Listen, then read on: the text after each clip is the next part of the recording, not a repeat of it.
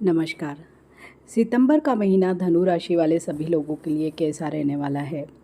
यह राशिफल चंद्र राशि पर आधारित है और वीडियो के अंत में मैं कुछ कस्टमाइज रेमेडीज़ भी आपसे शेयर करूंगी। तो सितंबर का जो महीना है वो धनु राशि वाले लोगों के लिए काफ़ी अच्छा रहने की संभावनाएं हैं। हालांकि पर्सनल फ्रंट या जिसे हम कह सकते हैं कि पारिवारिक मामलों में थोड़ी सी सावधानी आपको रखनी पड़ेगी। तो सबसे पहले बात करते हैं कार्य क्षेत्र की या कैरियर की। तो कैरियर के दृष्टिकोण से ये महीना ठीक ठाक रहने की संभावना है। महीने की स्टार्टिंग में ही मंगल दशम भाव में होंगे और उन पर चौथे भाव में बैठे शनिदेव की दृष्टि होगी, क्योंकि यहाँ पर शनि और मंगल का समसप्तक योग बन रहा है। तो कार्यक्षेत्र में किसी बड़े विवाद में आपको फंसा सकते हैं या आपका किसी से हॉट टॉक हो जाए, आर्ग्यूमेंट हो जाए। इस बात का आपको वर्क प्लेस पे बहुत ज़्यादा ध्यान रखना है। लेकिन इसके बावजूद भी आपकी जॉब में या आपके करियर में बहुत स्थिति मजबूत रहने वाली है। वहीं 13 से मंगल एकादश भाव में चले जाएंगे और 17 से सूर्य, उससे पूर्व बुध आपके दशम भाव में प्रवेश करेंगे, साथ ही केतु भी। तो ऐसे में आपको अपने वर्क प्लेस पे अपना पूरा टैलेंट दिखाने का मौका मिलेगा। आपको अगर आप प्रमोशन ड्यू है, एक्सपेक्ट कर रहे हैं, तो मिल भी सकता है।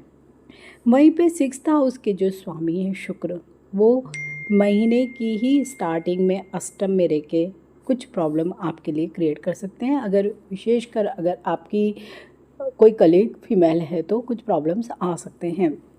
लेकिन 15 को ही वो नवम भाव यानी भाग्य भाव में आ जाएंगे, तो यहाँ पर भाग्य भी आपका साथ देगा। सप्तम भाव में पूरे ही महीने बृहस्पति महाराज भी रहेंगे। तो पार्टनरशिप से रिलेटेड जो भी काम अगर आप लोग कर रहे हैं, विशेषकर जो व्यापारी हैं, उनके लिए बहुत अच्छा समय होगा। इस समय आप अपने बिजनेस को फैला सकते हैं, कुछ नए लोगों से आपके कांटेक्ट बन सकते हैं, नई डील फाइनलाइज हो सकती है। इस समय सबसे ज़्यादा इम्पॉर्टेंट होगा अपनी कम्युनिकेशन स्किल्स के थ्रू आप अपने बिजनेस को बढ़ाएं। अगर आर्थिक स्थिति की बात की जाए तो ये महीना आर्थिक रूप से काफ़ी अच्छा रहने वाला है। हालांकि महीने की ही स्टार्टिंग में शुक्र अष्टम में रहेंगे तो खर्चे भी ज़्यादा होंगे, लेकिन इनकम बराबर होती रहेगी। कुछ ऐसे भी हिडन आपके एक्सपेंसेस हो सकते हैं जो आपको चोरी छुपे करने पड़ेंगे। तो आप समझ सकते हैं कि हम चोरी छुपे कहाँ खर्च करते हैं, अदरवाइज़ आप कोई बड़े प्रॉब्लम में ना आ जाएं। दूसरे भाव के स्वामी शनि महाराज पूरे महीने चतुर्थ भाव में विराजमान रहेंगे, जिससे पारिवारिक संपत्ति और धन धान्य का आपको सुख प्राप्त होने के योग बनेंगे। राहु भी तीसरे पराक्रम में बैठे हैं, तो आपसे पराक्रम करवाएंगे, आपके कॉन्टैक्ट्स बढ़वाएंगे, नेटवर्किंग के जरिए आपको अच्छा लाभ दिलवा सकते हैं। वहीं पे 13 को मंगल एकादश भाव में चले जाएंगे और वहाँ से आपकी आर्थिक स्थिति को और ज़्यादा स्ट्रांग करने में आपकी मदद करेंगे, यानी कि इनकम के नए नए सोर्सेस आपके लिए जनरेट कर सकते हैं। बृहस्पति देव सप्तम में बैठ के आपके लग्न को भी देखेंगे, तृतीय भाव को भी देखेंगे, तो ऐसे में आर्थिक समृद्धि प्राप्त होगी। समाज के श्रेष्ठ जन से आपकी मुलाकात हो सकती है और वो कहीं ना कहीं आपके लिए फ़ायदेमंद भी साबित हो सकती है। 15 से बुध और 17 से सूर्य भी दशम भाव यानी कि कार्य भाव में आ जाएंगे, तो पद और प्रतिष्ठा का भी लाभ आपको मिल सकेगा, आर्थिक स्थिति बेहतर रहेगी। तो इस पूरे महीने को हम 2 पार्ट में डिवाइड कर सकते हैं, एक बिफोर 15, आफ्टर 15। बिफोर 15 थोड़े से इश्यूज आ सकते हैं, लेकिन आफ्टर 15 आप देखेंगे कि सारे प्रॉब्लम्स सॉर्ट आउट होने वाले हैं। अब बात करेंगे स्वास्थ्य की। तो स्वास्थ्य की दृष्टि से ठीक ठाक ही महीना रहने वाला है, क्योंकि महीने की शुरुआत में अष्टम में शुक्र है। तो आपको कोई न कोई problems related to genital organs हो सकते हैं, यूरोलॉजी से रिलेटेड कोई प्रॉब्लम्स हो सकते हैं, विशेषकर महिलाओं में यूटीआई या उनसे रिलेटेड कोई इश्यूज़ हो सकते हैं। जो लोग पहले से ही किडनी या इनसे रिलेटेड कोई प्रॉब्लम से जूझ रहे हैं, उनको थोड़ा सा ज़्यादा अपने स्वास्थ्य पर ध्यान रखना होगा। इसके साथ ही डाइजेस्टिव इश्यूज़ भी आपको परेशान कर सकते हैं, तो अपने खान पान पर बहुत अधिक ध्यान दें,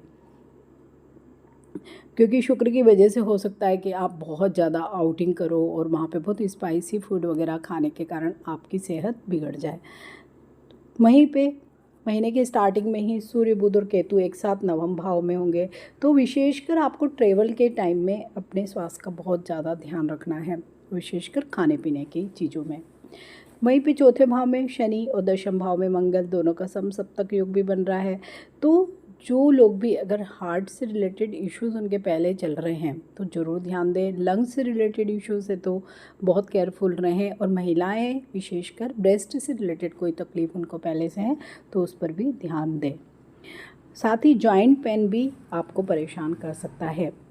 तो आप सभी धनु राशि वाले लोगों को थोड़ा सा स्वास्थ्य के प्रति सजग रहना पड़ेगा। ऐसा नहीं है कि कोई नई बड़ी बीमारी अपने आप आ जाएगी। जो आपके पहले से एग्जिस्टिंग इश्यूज़ हैं वो ही अभी थोड़े से डॉक्टर की ट्रीटमेंट मांगते हैं, या आपका ध्यान उस समय जाना चाहिए। अब बात करेंगे प्रेम व विवाह संबंधों की। अगर आप पहले से ही किसी रिलेशनशिप में हैं तो ये महीना थोड़ा सा अप्स एंड डाउन्स वाला ही रहेगा, क्योंकि पंचम के स्वामी मंगल दशम भाव में महीने के स्टार्टिंग में रहेंगे और वहाँ से अष्टम दृष्टि से पंचम को देखेंगे, तो बहुत अच्छी स्थिति नहीं मानी जा सकती है। आपके पार्टनर को बगैर किसी बात के बहुत गुस्सा आ सकता है, वो आप पे प्रेशर बना सकता है, डोमिनेट कर सकता है, और कहीं ना कहीं बातचीत के जरिए ही आपकी बात बिगड़ सकती है। ऐसे में कई बार जो भी पार्टनर होते हैं वो बहुत पॉसेसिव भी हो जाते हैं और बहुत ज़्यादा गुस्सा करते हैं, बोलने का ध्यान नहीं रहता है। तो बहुत सारी रिलेशनशिप्स इस पर्टिकुलर ऐसे जब भी स्टार्स होते हैं तो ख़राब हो जाती है, तो आपको यहाँ पर ध्यान रखना पड़ेगा। हालांकि 13 से ही मंगल एकादश भाव में बैठकर पंचम को देखेंगे तो कुछ हद तक स्थितियों को तो ठीक करेंगे, फिर भी मंगल की ऊर्जा पूरे ही महीने आपको कहीं ना कहीं प्रभावित करेगी, विशेषकर अपने लव रिलेशनशिप वाले मामलों में।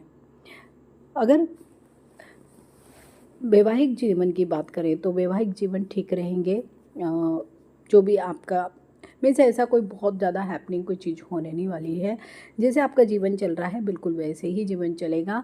हाँ, बुध की ही वजह से आप हो सकता है अपने पार्टनर के साथ कहीं कुछ ट्रेवल प्लान करें, कहीं घूमने वगैरह जाएं, धार्मिक यात्राएं भी कर सकते हैं। साथ ही आपके पार्टनर के ही कारण आपको कुछ न कुछ फाइनेंशियल गेन भी हो सकता है। अगर पारिवारिक स्थिति की बात करें तो उतार चढ़ाव वाला ही महीना रहेगा, क्योंकि मंगल शुरुआत में दशम में बैठ के दशम भाव को प्रभावित करेंगे, चौथे और दशम दोनों को।